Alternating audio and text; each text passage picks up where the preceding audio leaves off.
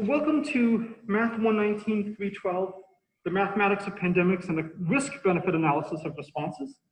So before I turn it over to our special guest for today, just a few general announcements. So we are still having people adding and dropping the class as well as switching between sections. I think by the end of today, Friday, we're now deep enough into the semester that I think we will be mostly stabilized, and I will start be sending more formal descriptions about homework assignments and whatnot. You should have access to the Google Doc to sign up for what you would like to talk about. Some people have been having trouble with that. I don't know why, but I was at least able to fix it if you send me an email. Good news, which I included in the email, is that the designation for Williamstown has fallen from the yellow category to the gray category. So we are now on pace to actually have our kids start in school on October 5th. But it is still extremely important to work with the state to fix how the metrics are being done and how they're being enforced. So this is still a high priority project, but it is at least not as time sensitive as it was on Wednesday's class. To some extent, this is how fast things keep moving. So if anybody is interested, and I know some people have, please email me today because I want to get working on this as soon as possible, because while we're in good shape here now, there are other counties and towns in Massachusetts where this is going to impact. And this is not surprising. This is a consequence of we are in changing times. Things vary greatly from moment to moment.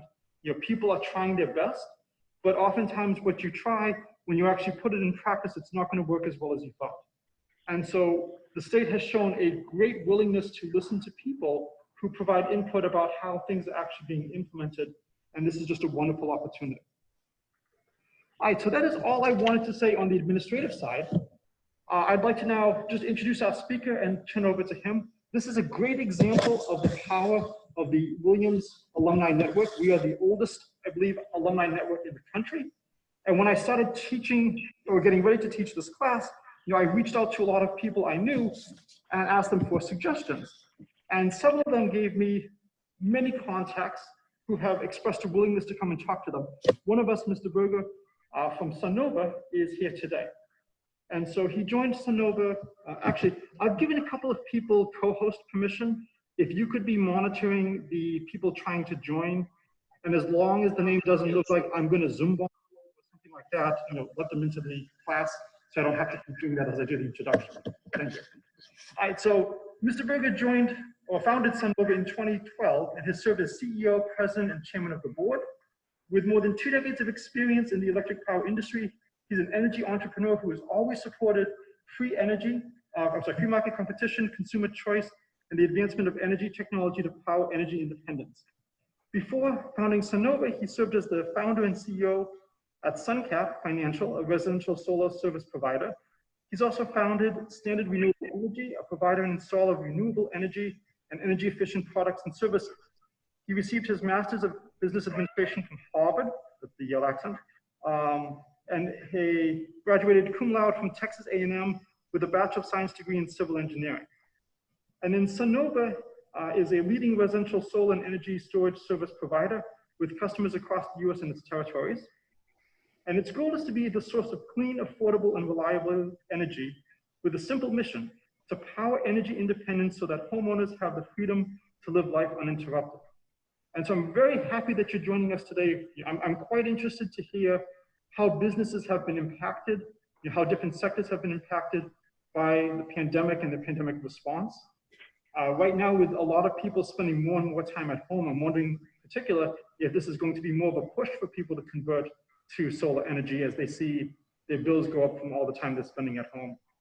So I will turn it over to you. Thank you once again for joining us. Thank you for having me. Thanks for that introduction, Professor. Just a little bit more on Sunnova, and I think it'd be helpful to talk about our response to the pandemic. Our business is a dealer model, which means that we have a number of contractors that go out and originate our customers and then install the equipment, the solar panels, the batteries, the load management, and soon maybe gen sets, and we even have some fuel cell activity going on and so forth. But think of it as a mini utility that's on your home.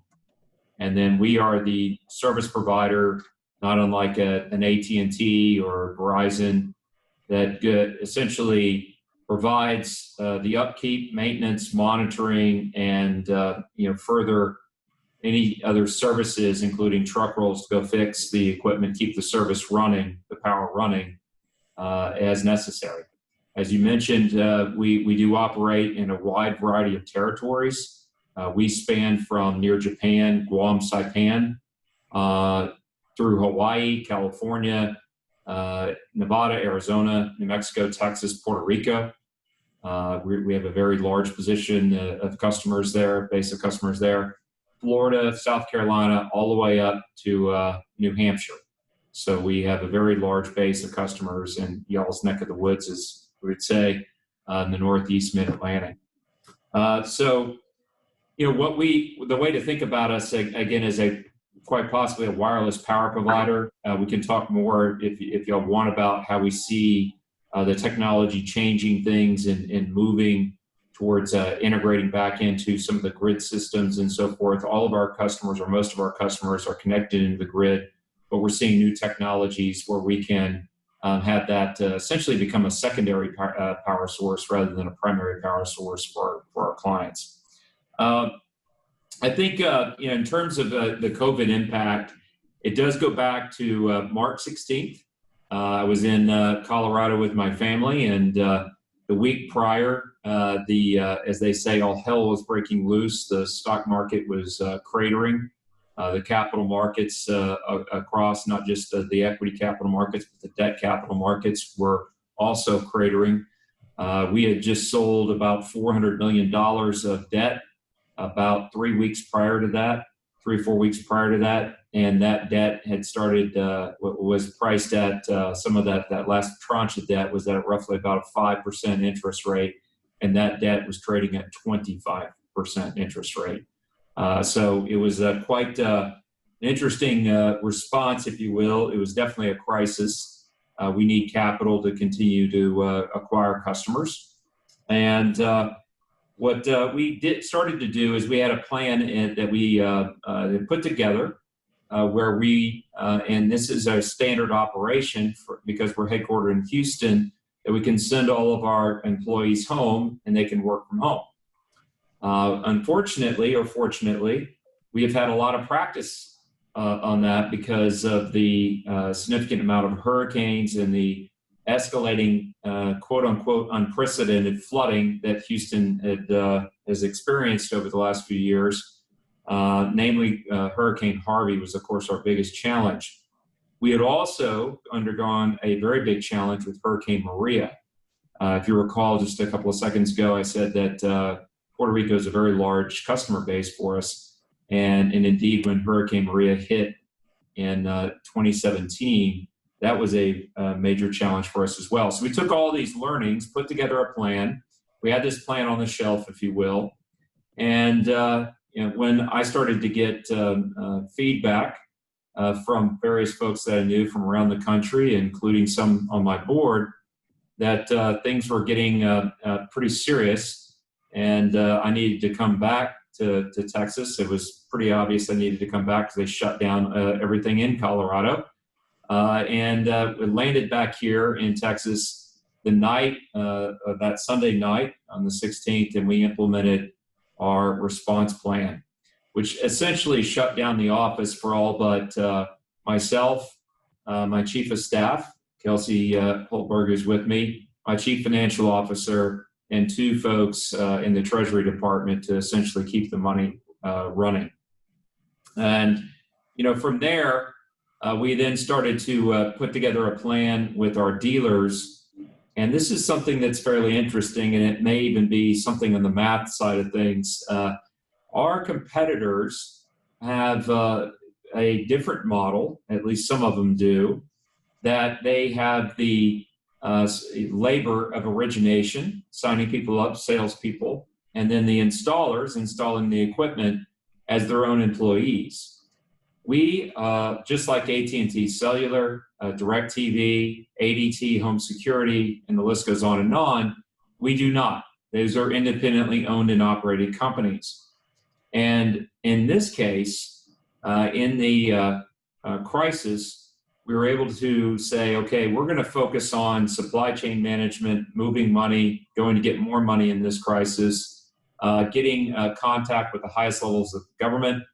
One great example of this is the governor's office in the state of Connecticut, where we established protocols for keeping people safe, but still moving ahead with solar installations. And then that ended up, after approval by the governor, spread to many other states across the country. And if you recall, just made mention, Professor, that this is a fast-moving crisis. It really was fast-moving back in March and April, so there was a lot of unknowns.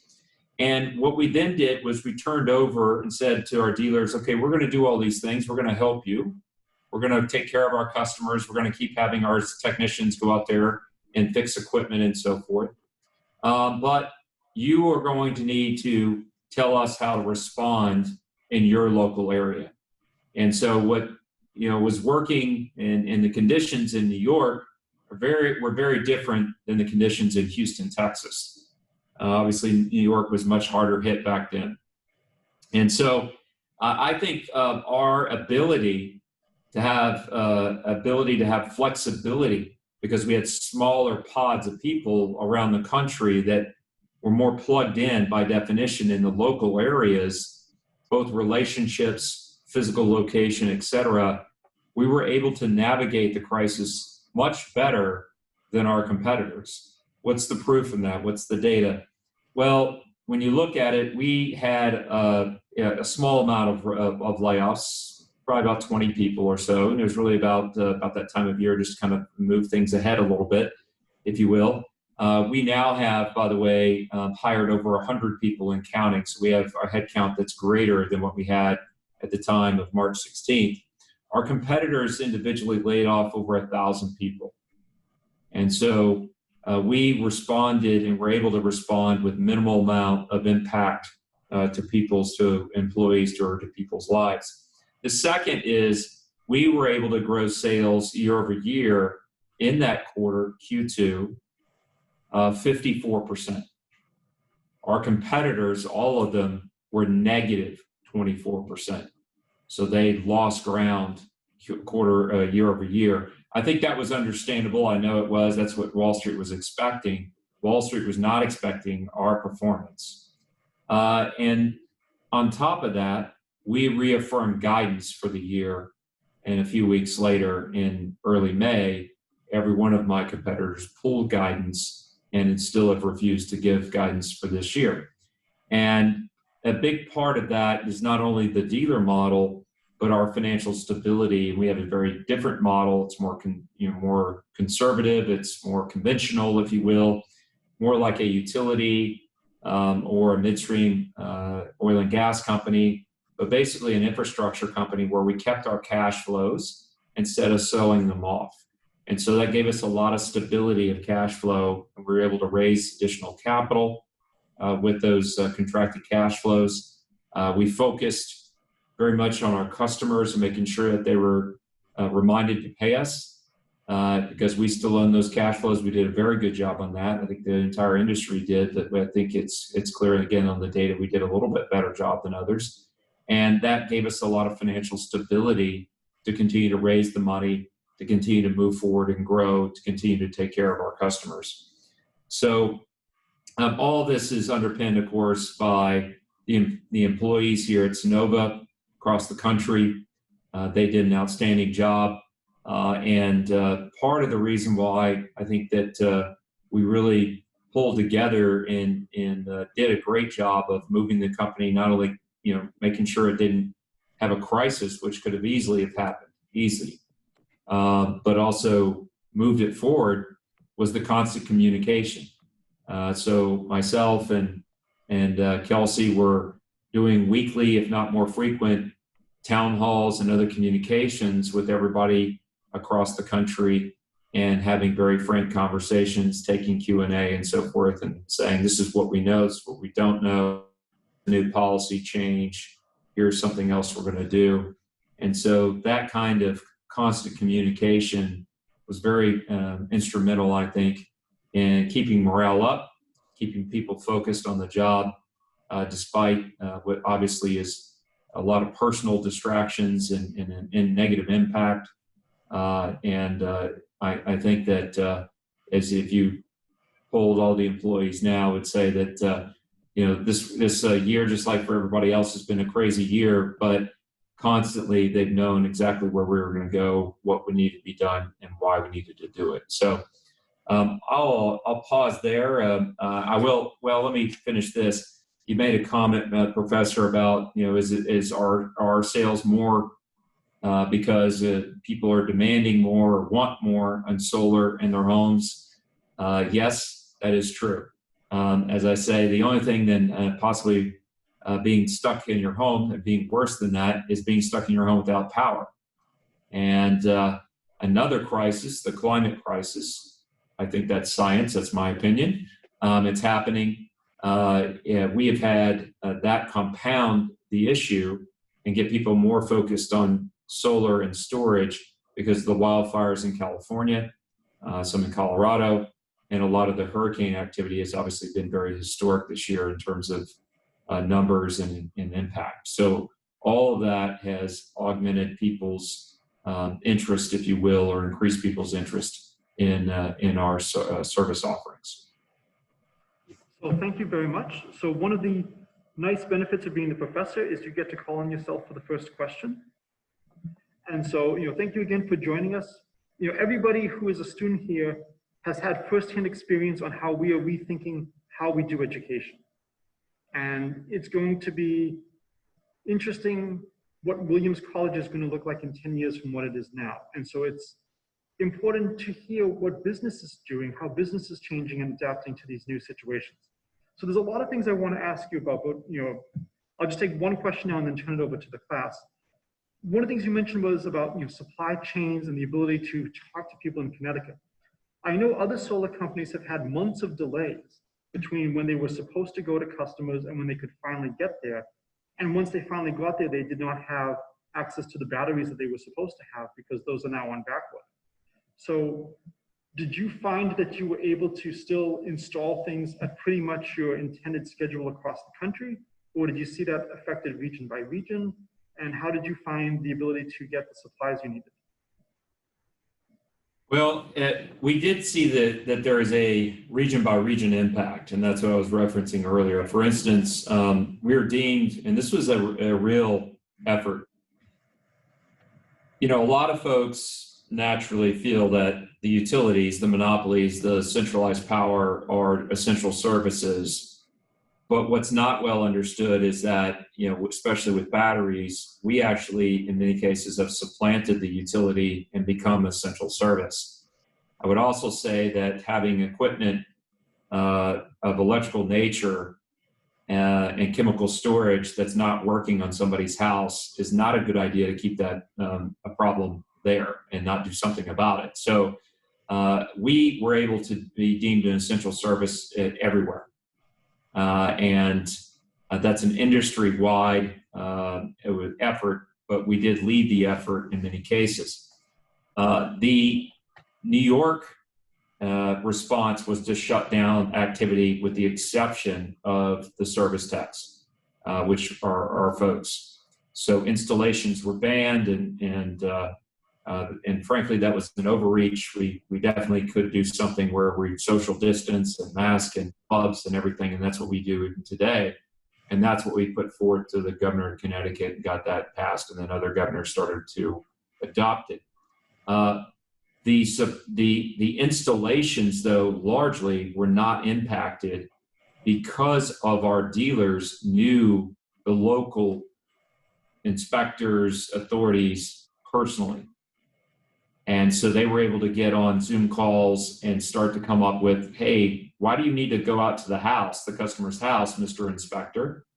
Why don't I just go out there? I'll be, face masked up. The homeowner can stay inside, and I'll go show you on an iPhone or an iPad anything you want to see.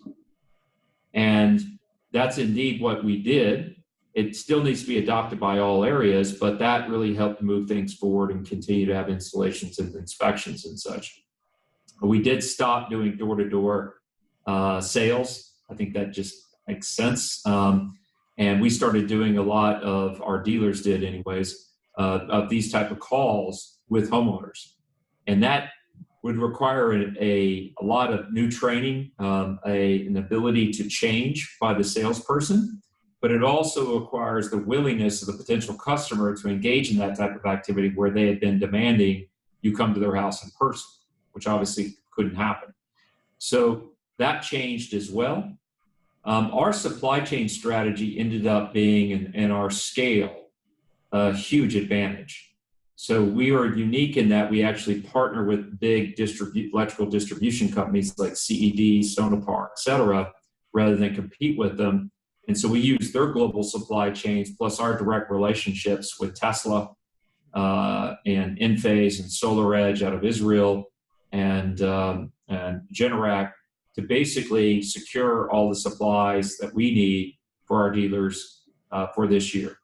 And so, we've had some daily challenges on the supply chain side of things. We've had some daily challenges on the install side of things, but we've largely been able to use a more distributed workforce and more flexible business model to overcome the challenges that you laid out. And then is it a lot of effort? Do you have to do these negotiations state by state? It is with authorities, but that's nothing new, unfortunately, for my business is that it's regulated state by state. Right. So we're used to that level of pain, if you will. It's not. And then we have a question in the chat. Does sunnova's residential technology work for the homeowner when the grid is down, direct production consumption, or does the equipment feed the grid directly so use of produced electricity is indirect? So that's a great question. The vast majority of our customers are what they call grid tied, and by law, the system has to go down when the grid goes down, when the local grid goes down. This caused a big problem in Puerto Rico in 2017. A lot of customers said, well, why didn't I get a battery? Well, the problem was prior to 17, in that event, actually, which was really a pivotal event for the U.S. power industry, and I would say the global power industry, the global energy industry. The impact of Maria really sparked the interest, pardon the pun, of batteries. And so we spent just under $2 million right out of Maria, and we bought all the battery capacity globally. In fact, we even have some ships that were coming out of Seoul from LG going to Australia, and we shipped them, changed the ship course to San Juan. That's not a lot, and the point is that battery is very new. And so our customers, to answer the question directly, that don't have a battery are right now, when that local grid goes down, they go down. If you have a battery and it's configured properly, we can remote, we put it in storm mode if it's storms coming, for instance, then you will stay up, which is why people want the battery. Now, there's other technologies that are coming. Think more of kind of a mesh network that's put together in the home from Enphase technologies that will be able to better generate the power and make sure that the power doesn't flow back under the grid. So isolate, basically take the home off and then modulate the demands so that the home doesn't effectively trip off because you have demands that are coming in higher than what your solar is producing at the moment. But that is more of a Band-Aid type of approach. What you really need to do is get the batteries, which is why our battery sales continue to escalate quite strongly. Thank you. Any other questions from the audience? All right, so another question just popped up. Does Sunnova manufacture any of the products or just sell the solar concept to the customer and have remote installers who install solar panels produced by SolarCity Tesla? So what we do is we don't manufacture any product. And again, we're more like an ADT or an AT&T, which is they don't manufacture any products. What they're doing is they're going around the world, they're partnering up with the technology companies, the manufacturers of the gear, whether it's solar panels, batteries, load management, inverters, whatever. And we're integrating those through our dealer network. What we do is we provide the financing for the equipment, just like when you go to sign up for AT&T is going to provide you some sort of contract if you don't pay for the phone up front, the iPhone, let's say. And then we also provide that level of service. So anything goes wrong, we fix it, we roll a truck and we fix it. What we're now starting to move towards, though, with the battery is the ability to essentially operate, again, a wireless power company, which is that we're monitoring constantly whether you have power from the equipment, and if not, what other things can we turn on your home automatically without you knowing, to make sure that we are compensating for that load surge or that issue with the panel or whatever it may be, that we can give you that power. And so again, what we're doing is providing more and more of that service, and with the exclusion of not doing the product manufacturing, we're allowing the product manufacturers to focus on that. We're just making sure we get the best technologies in place. And as new technology comes about, we're a tech-enabled service company, if you will.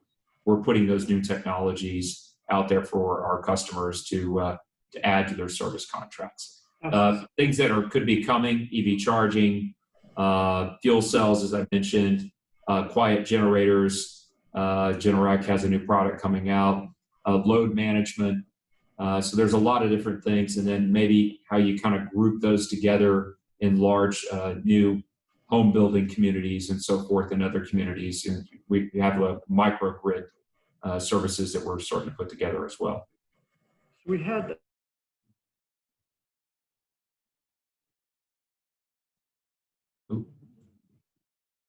My tongue's on mute. You're on mute. Interesting. I don't know who was able to mute me. I'm a little bit too generous in the co-host privileges. Thank you. So we have two questions in the chat. Before we do that, I just want to follow up on something you just said, where you were talking about the manufacturers. Has there been a decrease in their ability to provide you with batteries during the pandemic? Yes and no. So yes, about 60 some odd days ago, batteries went from relatively available to complete shortage because the demand has really taken off. However, especially with Tesla, that's our relationship, and they do have an arm, as mentioned earlier, Solar City, that they bought that competes with us. So this is a academic example of co-opetition. The company that buys more Tesla Powerwalls than anyone else in North America is Sunnova. And so, as you would expect, when we would like something, given our relationship and business, our customers have gotten what they want. So everybody else is in short supply, but we are fine thus far. And Tesla's ramping production, and more companies are coming into the market. Right. So we've got a couple of questions. Let me just go in order. So the first was, how has the pandemic changed the way Sunnova will manage employees? Will more people work from home permanently? How are they being brought back into the office? What changes are temporary, and what do you think might be permanent? So somebody may work for Sunnova there. That's a question I get every town hall. Look, I think that early days, I told my management team that back in April, I said, this is going to last a while. And then I think it was around end of April, May, I said, how do we like things? And everybody's like, well, I mean, we're doing this, doing that. I said, no, how do you like things? And they're like, what do you mean? We're just trying to take this 1 week at a time. And I said, no, this is it.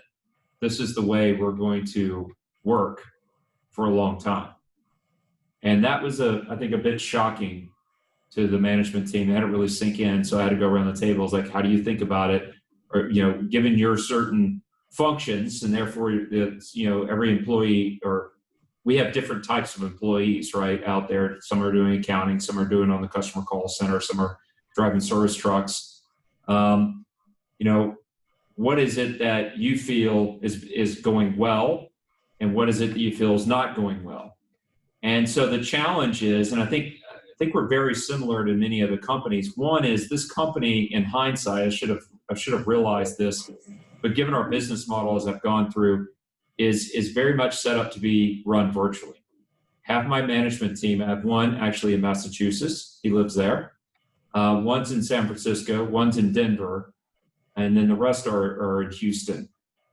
But we have people all over the world, really. I mean, and certainly, you know, as I mentioned, from Guam to Puerto Rico and Texas to New Hampshire. And, you know, so we were very adaptable between that, the business model, and the abilities that we've had, or challenges we've had to overcome with the storms here in Houston. It was really relatively easy for us to say, okay, most of you are going to stay home indefinitely. As you can imagine, some people want to stay home permanently, and some people would rather come to the office. Yes, it typically does matter whether you have kids or not, and whether your spouse can take care of the kids if they're not back in school. So, and some of them are, and some of them aren't. And so what we're trying to do now is, we do know certain functions do not do well working from home, and certain functions actually may be better because they cut down on the commute times and such, and people have been able to perform. And so what we're trying to do is be as equitable as possible and say, okay, as long as this is working, you can work from home. We have, and we just finished a town hall actually earlier this week, where we said, what we were missing though is, and remember we've hired so many people, is we're missing the personal relationship building. And so we would like some of you, if you can, to at least come into the office once a week or twice a week or something to get those personal relationships. If that's not possible, for whatever reason, then we want you to turn on the video. A lot of people have gotten very much used to, I'm just going to get on the phone, and they're driving around town, and you know, they're walking around, and who knows, probably they're just in their pajamas or whatever. But you miss, I at least want to see the facial expressions and everything. You miss that personal relationship building. And does that have an impact on the business? It absolutely does. I think it's also, and I've warned my managers that this is running a virtual company, pandemic or no pandemic, is harder on the leader, because you have to constantly remind folks to communicate more than they would otherwise, because the serendipity is in many ways gone. And that has an impact on innovation, and I'm still trying to think of ways to create that serendipity in a virtual workforce, but and it has an impact on cross communication between departments and silos, if you will, that it can create them. So we're still working through it, but I'm very pleased overall about how well we've been able to navigate it thus far. No, thanks. This actually answered the follow-up question I was going to ask, which is, I serve on a regional school committee, and I've seen the devastation this has had on a lot of the kids as they've lost the personal interaction. And I was wondering how it is with the new employees. With people I've known for years, I can have meetings with them by phone or by Zoom. We know each other very well. But when you're just starting off with those relationships, and it's great to hear the efforts you're doing to build those bonds. So the next question is, has the pandemic changed the trajectory of your business and business model that will continue into the future? Also, would you comment on inflationary, deflationary pressures in the power business and their impact on your business? Okay. So there was we actually had believe it or not, a virtual roadshow the next week after the March 16th. And it was interesting. There was obviously a huge amount of interest, what's going on, what's happening. And one fund, and obviously this stuck with me, said, we invested in China behind the SARS crisis. And what we found, John, is that we had a huge amount of success. They didn't list out the companies they invested in, but I got a pretty good idea. when we looked at what was a trend or a mega trend prior to the pandemic, in that case SARS, and that we felt, and we experienced this financial success, that if you had a trend that was in place, that SARS pandemic accelerated it. And so what we're looking for now is in the States, investments that were going to happen anyways, but just get accelerated. And we think that your business, residential solar and storage, is one of them. And I thought that was very interesting. We've seen this across the board with video conferencing, with e-commerce and so forth. I think they're right. They're dead on right.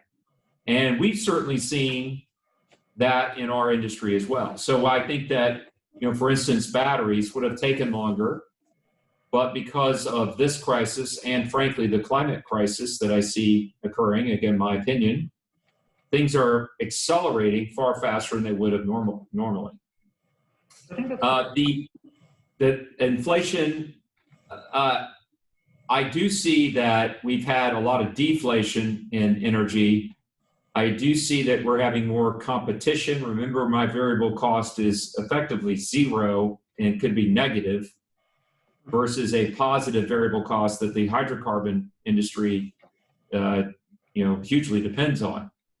And indeed, a pricing dynamic there is that an MMBtu of gas is essentially priced on the margin.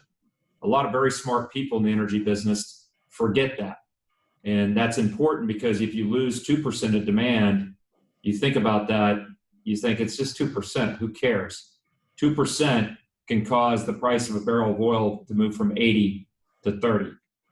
And so it does have a huge impact because of the way that commodities are priced. And that's hard to get your head around about why that would be, but that is indeed the case.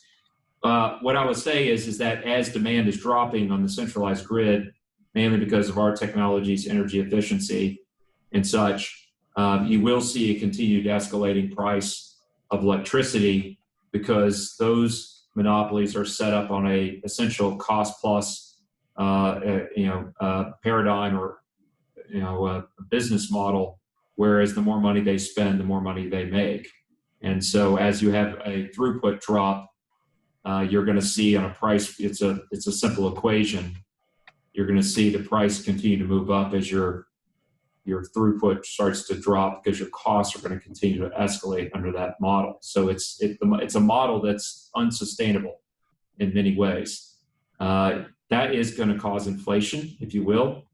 The other one is that natural gas was essentially subsidized by oil, and that's now at least temporarily over. And you've seen a move in natural gas as well, which will cause further inflationary pressures in the price of retail or monopoly or centralized power. I'm going to try to combine the next two questions. The pandemic has compelled companies to rethink their dependency on supplies materials coming from other countries, especially China, perhaps. Has this affected you in terms of how you are doing business, in terms of how you're able to get your materials? Yeah. I don't think the pandemic has had a lasting impact on supply chains, at least not in our industry. I think it, unfortunately, as we're talking, well, at least all the news sources are talking about it with TikTok and WeChat today. The geopolitical situation is definitely had a negative impact on our relationships with other firms in other countries. I'm personally not supportive of these types of actions. It's very unfortunate. I think that if we isolate ourselves from the world and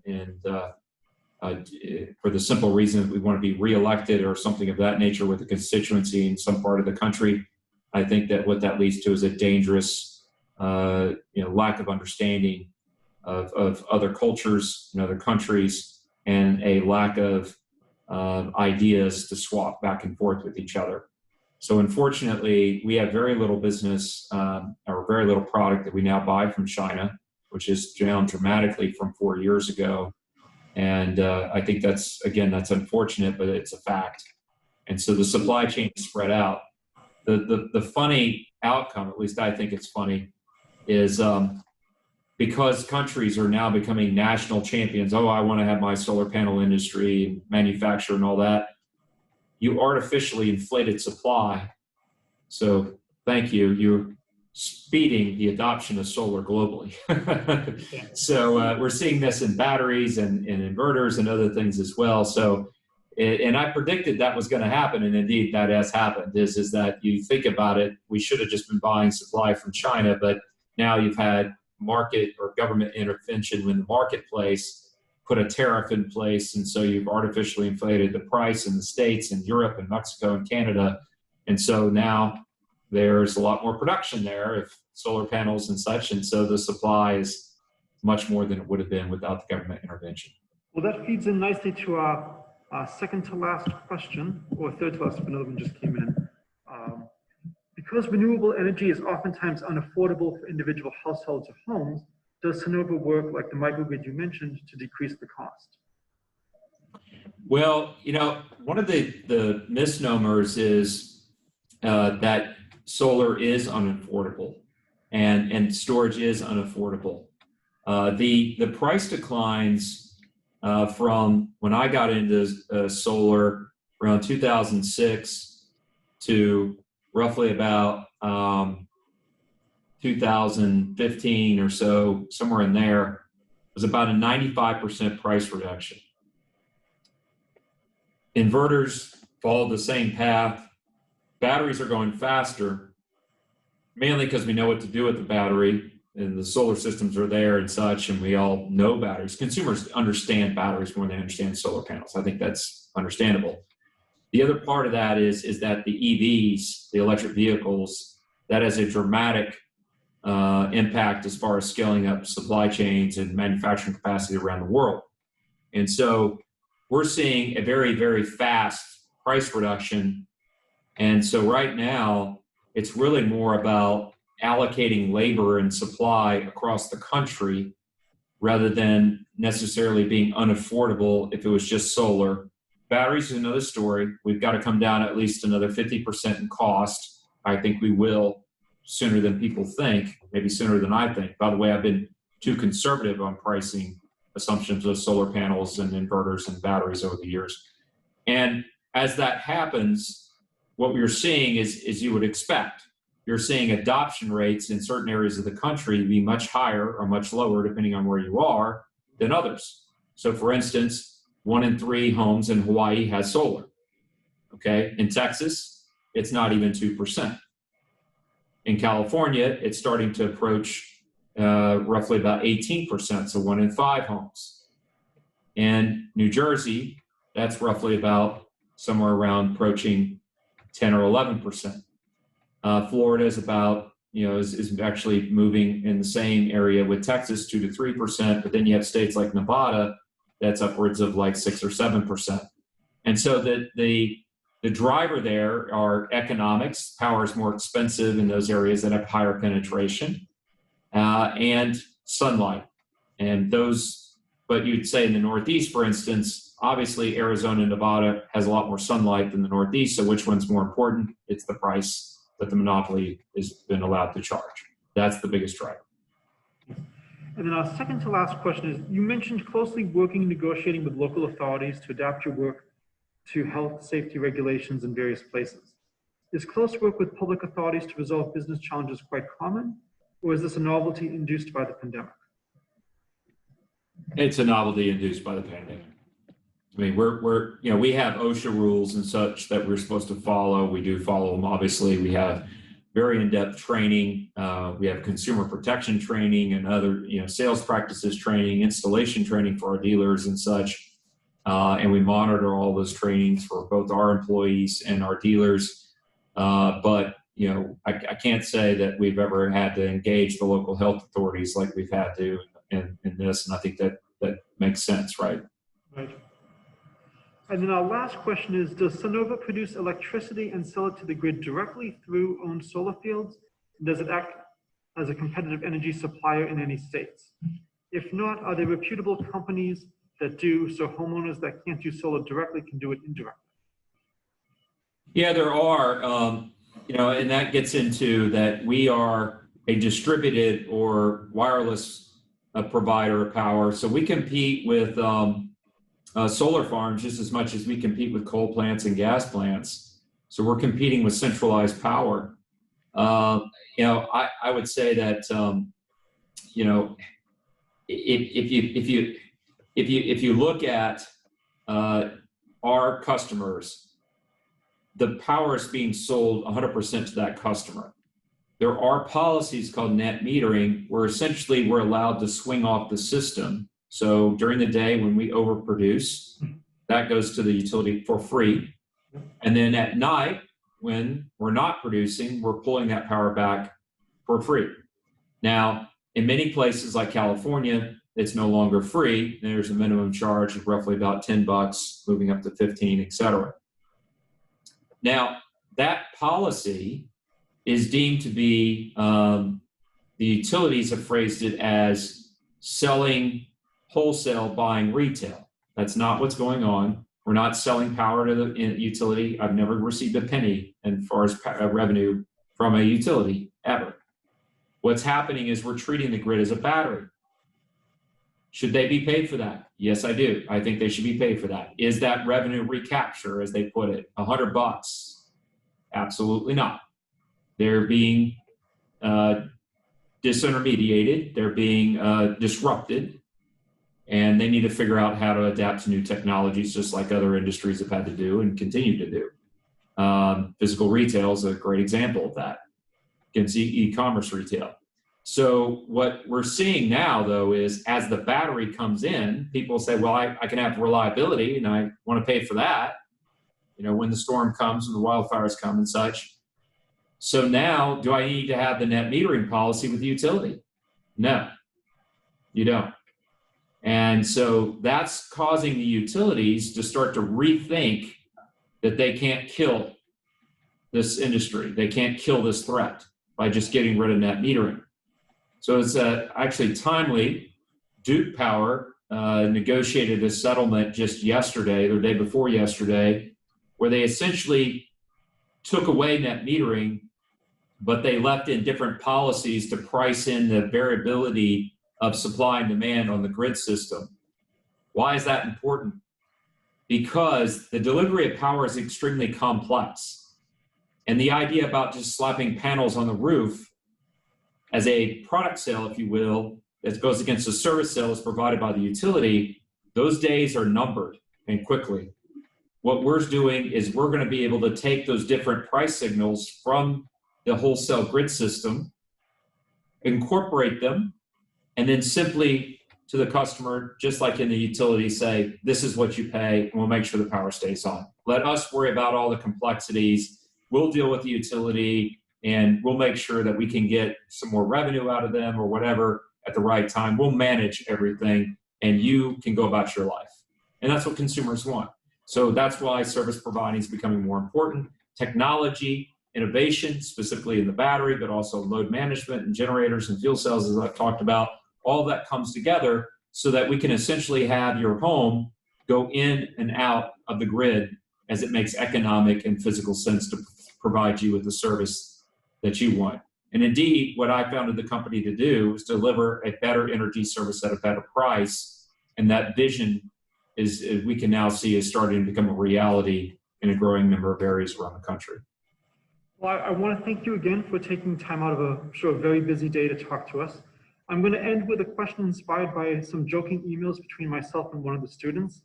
I was lamenting that we only have a binary classification of essential and non-essential workers, and I'm looking forward to the essential non-essential worker or the essential non-essential worker. I'm wondering if employees in your company or field now feel differently about their jobs with the different classifications that are going around. That's an interesting question. I would say that I think people take a certain pride that we're deemed as essential workers. Yeah. And I think that'd be fair. I think some people didn't welcome that designation in the earlier days of the pandemic crisis, but I can sense now that people are like, yeah, we're an essential, like nobody can do without us. And we're what the vision of the company is becoming as a primary power provider. So I think in many ways, it's a source of pride for the company. Well, thank you again for your time, and have a great Thank you. week, everyone. We will have our next class on Monday. Take care all.